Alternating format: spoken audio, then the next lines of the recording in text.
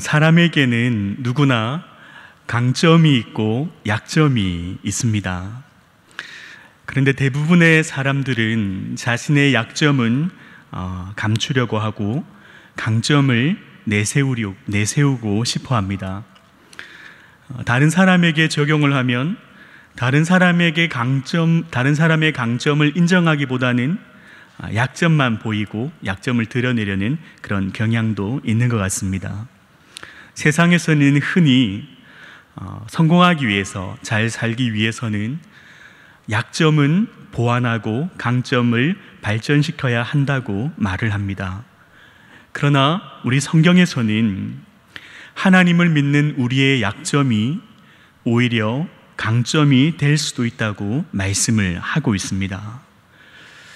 여러분, 성경에서 가장 위대한 인물을, 예수님을 제외하고 위대한 인물을 꼽으라고 한다면 아마 구약에서는 요셉과 다윗과 같은 인물을 꼽을 수 있겠고, 신약에서는 베드로와 혹은 바울과 같은 인물이 있습니다. 오늘 특별히 본문에 나오는 바울에 대해서 살펴보려고 합니다.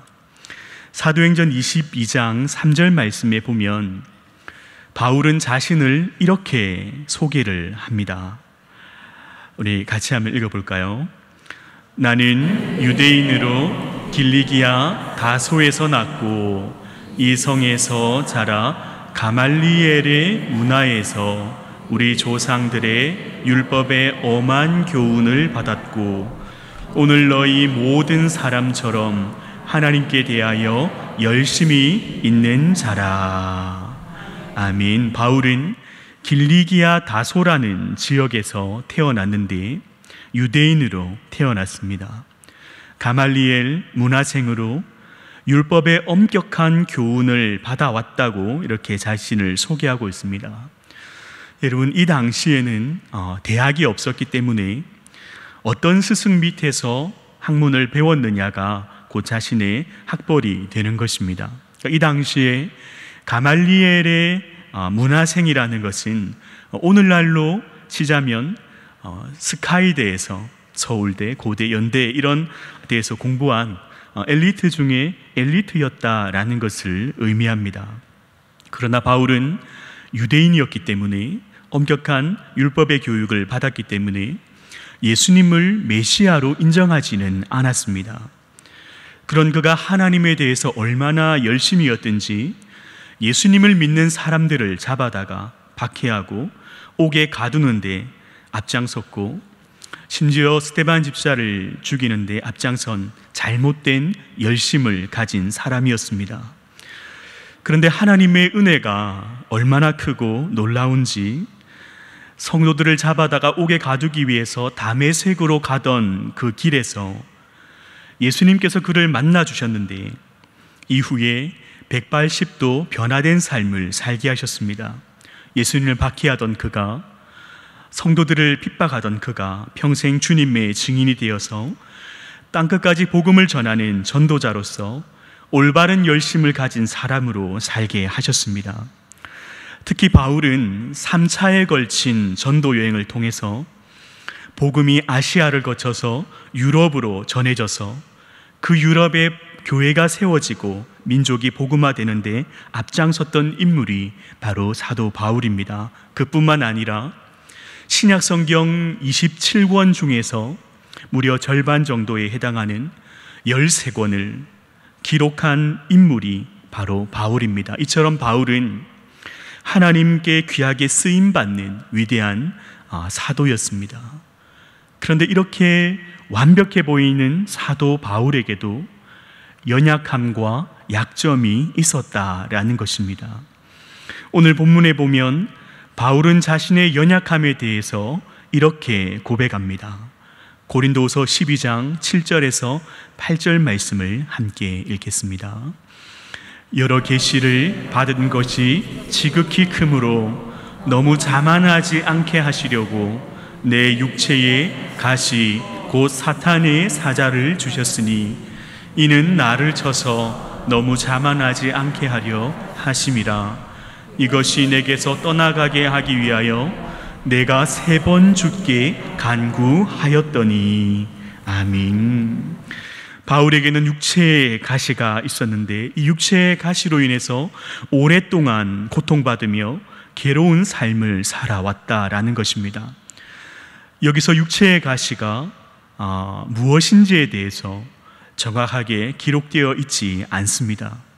학자에 따라서 여러 가지 견해가 있는데 이것이 안질이었을 것이다, 눈병이었을 것이다, 혹은 간질과 같은 발작병이었을 것이다, 혹은 우울증과 같은 마음의 병이었을 것이다, 이렇게 추측하는 사람도 있고, 병이 아니라 자신을 괴롭히는 유대주의자였을 것이다 라고 주장하는 학자들도 있습니다. 그러나 가시라는 이 표현을 사용한 것으로 봐서는, 여러분 가시에 이렇게 한 번 다 박혀 보시지 않았습니까? 한 번 박힌 가시는 박혀 있는 동안에는 계속 고통을 주는 것처럼 이 바울의 육체의 가시, 이 질병 때문에 바울은 계속해서 큰 고통을 받고 있었기 때문에 하나님께 이 가시를 제거해 달라고 3번씩이나 간절히 기도했다라고 말씀을 하고 있습니다.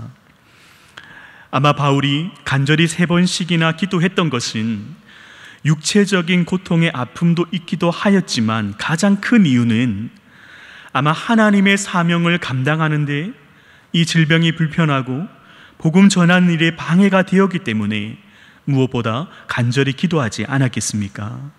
그렇다면 하나님은 바울의 기도에 응답하셔서 이 가시를 고쳐주셨을까요? 하나님께서 바울에게 주신 응답은 바로 고린도후서 12장 9절 말씀입니다. 우리 함께 읽겠습니다. 시작. 나에게 이르시기를 내 은혜가 내게 족하도다.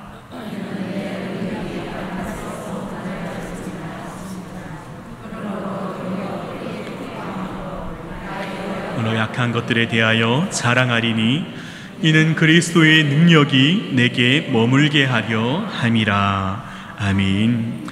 하나님의 응답은 내 은혜가 내게 족하다라고 말씀을 하셨습니다. 하나님은 바울의 기도에 응답하셨지만 그 병을 고쳐주지는 않으셨습니다. 병을 안 고쳐주신 것이 바로 하나님의 응답이었다라는 것입니다. 우리가 기도하면 기도의 제목대로 이루어지는 것이 응답이라고 생각을 합니다. 그러나 기도는 내 뜻이 아니라 하나님의 뜻을 구하는 것이 기도이고 그 하나님의 뜻이 이루어지는 것이 바로 기도의 응답인 줄로 믿습니다. 여러분, 우리가 얼마 전 3주 동안의 특별 새벽 기도를 통해서 매일 다른 주제를 가지고 합심하여 기도하지 않았습니까? 또 많은 성도님들이 개인적으로 기도의 제목을 가지고 간절히 기도하셔서 응답받았다라는 그런 여러 간증을 우리가 들었습니다. 그러나 간절히 기도했는데 아마 안 들어주신 분도 있을 수 있습니다. 그것은 아마 아직 때가 되지 않았을 수도 있습니다. 하나님의 때에 하나님의 방법으로 그것이 하나님의 뜻이라면 응답해 주실 것입니다. 그러나 안 들어주신 것도 응답일 수 있다라는 것을 우리는 기억해야 합니다. 그것을 알기 위해서는 그것이 하나님의 응답이다 아니다라는 것을 얘기하기 어렵지만 대부분은 시간이 지나고 나면 이것이 하나님의 응답이구나 라는 것을 깨닫게 됩니다. 여러분, 인간적인 생각으로는 바울이 개인의 안위를 위해서 기도한 것이 아니라 복음이 잘 전해지기 위해 간절히 기도했으면 하나님께서 그 질병을 고쳐주셔야 하는 것이 아닌가라고 생각할 수 있지 않습니까? 그러나 인간의 생각과 하나님의 생각은 다르더라는 것입니다. 그렇다면 왜 하나님은 그 바울의 가시를 고쳐주지 않으셨을까요? 우리가 아까 읽었던 고린도후서 12장 7절에서 8절 말씀을 다시 한번 읽겠습니다. 시작. 여러 계시를 받은 것이 지극히 크므로 너무 자만하지 않게 하시려고 내 육체의 가시 곧 사탄의 사자를 주셨으니 이는 나를 쳐서 너무 자만하지 않게 하려 하심이라. 이것이 내게서 떠나가게 하기 위하여 내가 3번 주께 간구하였더니 아멘. 하나님께서 고쳐주시 않으신 이유를 이렇게 말씀을 하십니다. 하나님의 능력은 약한 데서 온전하여지기 때문에 바울이 자만하지 않게 하시려고 고쳐주지 않으셨다라는 것입니다. 여러분, 성경에서 말하는 자만이라는 것은 스스로 완벽하다고 생각하기 때문에 나는 하나님 없이 살 수 있어, 혹은 하나님을 의지하지 않고 무엇을 하려는 것이 자만이라고 정의할 수 있습니다. 만약 바울이 자만했다면 어떻게 되었겠습니까? 힘들고 어려운 그 복음 전하는 사명을 잘 감당할 수 있었겠습니까? 아마 하나님을 의지하지 않고 자신의 능력만 믿고 복음을 전했다면 곧 한계를 만나게 되고 그 귀한 사명을 다하지 못했을 것입니다. 바울은 하나님의 그 응답을 통해서 자만하지 않도록 자신의 연약함을 고쳐주지 않으신 하나님의 뜻을 발견하였습니다. 그래서 지금까지 이 육체의 가시 때문에 너무나 힘든 삶을 살아왔는데 이제는 그 연약함 때문에 오히려 기뻐하고 자랑할 수 있다고 고백을 하고 있는 것입니다. 왜냐하면 이 연약함 때문에 하나님을 찾을 수밖에 없고 이 약점 때문에 하나님을 의지할 수밖에 없어서 하나님을 의지할 때 비로소 감당할 힘과 능력을 주신다는 것을 경험했기 때문입니다. 하나님은 자만하는 사람, 그분을 의지하지 않는 사람을 찾지도 않으시고 능력을 주지도 않으십니다. 사랑하는 성도님 여러분, 여러분의 약점은 무엇입니까? 아마도 남들에게 감추고 싶은 연약함이 아마 하나씩은 다 있지 않습니까? 지금까지 그 연약함 때문에 힘들게 고통받지 않으셨습니까? 아마 바울처럼 간절히 기도하지 않으셨습니까? 그러나 사랑하는 성도님 여러분, 나의 연약함으로 인해서 우리는 하나님을 찾을 수 있고 하나님을 의지할 수 있기 때문에, 그로 인해서 하나님의 능력을 경험할 수 있기 때문에 나의 연약함으로 인해서 바울과 같이 기뻐하고 자랑할 수 있기를 주님의 이름으로 축원합니다. 여러분, 사실 우리는 근본적으로 연약한 존재입니다.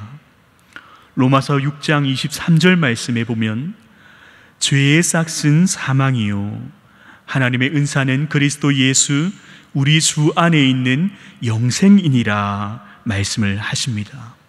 죄의 싹은 사망이기 때문에 우리의 이 죄의 문제를 우리 스스로의 힘으로 해결할 수 없었기 때문에 우리는 영원한 하나님의 심판과 진노를 받아야만 하는 그야말로 비참한 존재가 바로 우리 인간이었습니다. 그러나 이렇게 연약한 우리를 위해서 하나님께서 이 땅에 보내주신 선물이 바로 예수 그리스도이십니다. 예수님이 이 땅에 오셔서 나의 죄를 다 짊어지시고 그 십자가에서 내가 받아야 하는 그 죄값을 다 받아주셨고 죽으셨다가 사흘 만에 부활하셨습니다. 이제 우리가 예수님을 믿으면 우리의 죄의 문제를 해결해 주시고 영원한 생명을 주심을 우리는 믿습니다. 근본적으로 죄로 인해 연약한 우리가 하나님 은혜 없이 구원받을 수 없었던 것처럼 죄에서 구원받은 우리도 여전히 연약하기 때문에 매일 하나님 은혜 없이는 살 수 없는 존재라는 사실을 기억할 수 있기를 바랍니다. 그래서 우리는 매일 하나님 우리를 보호해 주시지 않으시고 선하게 인도해 주지 않으시면 우리는 단 한순간도 살 수 없는 존재임을 고백할 수밖에 없는 것입니다. 우리의 연약함을 채워주시는 예수님을 날마다 의지하며 살아갈 수 있기를 주님의 이름으로 축원합니다. 그 예수님께서 승천하시면서 연약한 우리를 이 땅에 홀로 내버려 두지 않으시고 보내주신 분이 바로 보혜사 성령님이십니다. 로마서 8장 26절 말씀을 함께 읽겠습니다. 시작. 이와 같이 성령도 우리의 연약함을 도우시나니 우리는 마땅히 기도할 바를 알지 못하나 오직 성령이 말할 수 없는 탄식으로 우리를 위하여 친히 간구하시니라. 아멘. 우리의 연약함을 도우시는 성령님은 지금도 말할 수 없는 탄식으로 우리를 위해 간구하신다고 말씀을 하십니다. 우리 눈에 보이진 않으시지만 항상 내 곁에 계셔서 우리를 도우시는 보혜사 성령님을 믿으시고 의지하시는 성도님들 되시기를 주님의 이름으로 축원합니다. 여러분, 하나님은 강점이 많은 사람을 사용하시겠습니까? 약점이 많은 사람을 사용하시겠습니까? 우리가 생각하기에는 하나님은 강점이 많은 사람을 사용하시고 연약하고 약점이 많은 사람을 사용하지 않으신다고 생각할 수도 있습니다. 정답은 무엇이겠습니까? 강점이 많은 사람도 약점이 많은 사람도 아니라 하나님을 의지하는 사람을 사용하시는 줄로 믿습니다. 여러분, 아무리 강한 사람이라고 할지라도 하나님을 의지하지 않으면 하나님 사용하지 않으십니다. 그러나 아무리 연약하고 부족하다 할지라도 하나님 의지하면 하나님은 그를 통해 놀라운 일을 행하시는 줄로 우리는 믿습니다. 여러분, 하나님께서 이스라엘을 애굽에서 구원하실 때에 모세를 보내셔서 출애굽 시키셨지 않습니까? 그런데 모세가 애굽의 왕자로 있을 때 하나님은 모세를 사용하지 않으셨습니다. 오히려 동족을 살리려다가 애굽 군인을 살해하고 바로의 눈을 피해서 도망자가 되어서 시골에서 양을 치고 있을 때 비로소 하나님은 모세를 사용하셨습니다. 생각해보면 모세가 애굽의 왕자로 있을 때는 약점이 거의 없었습니다. 오히려 강점이 많았습니다. 40세의 젊은이였던 모세에게는 힘이 있었고 엘리트 코스를 밟아오면서 지식이 있었고 권력과 물질이 있었습니다. 그러나 그의 약점은 하나님을 의지하지 않았다라는 것입니다. 결국 자신의 힘을 의지하다가 동족 한 명도 제대로 구원하지 못했습니다. 이제 80세 노인이 되어서 그 미디안 광야 시골에서 양을 치고 있는 모세에게는 약점이 너무나 많았습니다. 나이가 많았고 기력도 없었고 가진 것도 없었습니다. 그러나 그의 강점은 자신의 연약함을 깨닫고 하나님을 의지했다라는 것입니다. 그랬을 때 하나님은 모세를 통해서 200만 명이나 되는 이스라엘 민족을 그 당시에 세계 최강대국인 애굽의 손에서 구원하는데 그 모세를 귀하게 사용하지 않으셨습니까? 사랑하는 성도님 여러분, 코로나19 사태를 겪으면서 우리가 경험하게 되는 것은 우리가 얼마나 연약한 존재인가를 뼈저리게 깨닫고 있지 않습니까? 눈에 보이지 않는 그 작은 바이러스 하나도 해결하지 못하고 두려워하면서 얼마나 고통을 받고 있습니까? 세상 사람들이 의지하고 있는, 신봉하고 있는 물질과 과학 문명으로도 이런 문제 하나를 해결하지 못하는 것을 바라보면서 이 세상에서 우리가 정말 의지할 만한 분은 천지를 창조하시고 지금도 우주 만물을 다스리고 계시는 전능하신 하나님 한 분밖에 없다라는 사실을 믿을 수밖에 없는 것입니다. 그동안 우리는 너무나 자만하며 살았는지 모릅니다. 자신의 힘과 능력을 믿으며 살아오진 않았습니까? 하나님보다 물질을, 과학을, 사람을 의지하는 우리의 모습은 없었습니까? 코로나19는 어떻게 보면 우리에게 가시와도 같은 존재인지도 모릅니다. 코로나라는 이 가시는 우리의 연약함을 되돌아보게 하고 연약한 우리가 하나님만을 믿고 의지할 수밖에 없다라는 사실을 깨닫게 하지 않았습니까? 사랑하는 성도님 여러분, 우리가 연약할 그때에 하나님의 능력이 우리 가운데에 머물게 하시고 온전하게 하시는 그 하나님을 이 위기의 순간에 경험하시고 만날 수 있기를 주님의 이름으로 축원합니다. 이런 어려운 시기를 하나님 더욱 의지하는 믿음으로 잘 극복하시고 오히려 우리의 신앙이 더욱더 성장하고 성숙하게 되는 계기로 삼으시기를 주님의 이름으로 축원합니다.